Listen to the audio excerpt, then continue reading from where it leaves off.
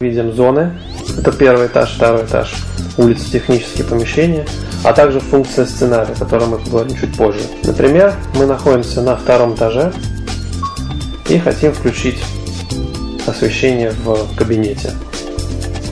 Мы это делаем очень просто, нажимаем, включаем освещение. Также можем выключить его с обычного выключателя настенного. Можем менять яркость в различных помещениях. Цветовая индикация сразу же показывает, что освещение включено в этом помещении. То же самое мы можем сделать на первом этаже.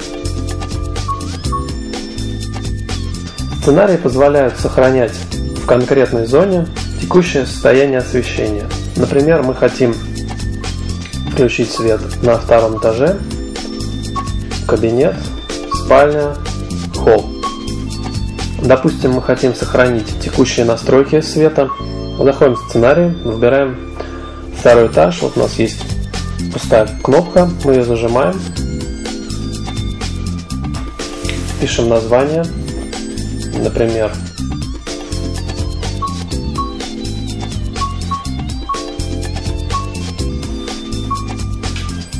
и жмем «Сохранить».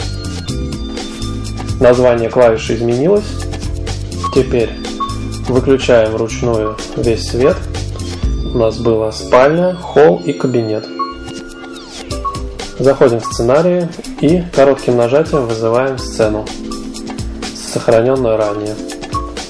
Спальня, холл и кабинет.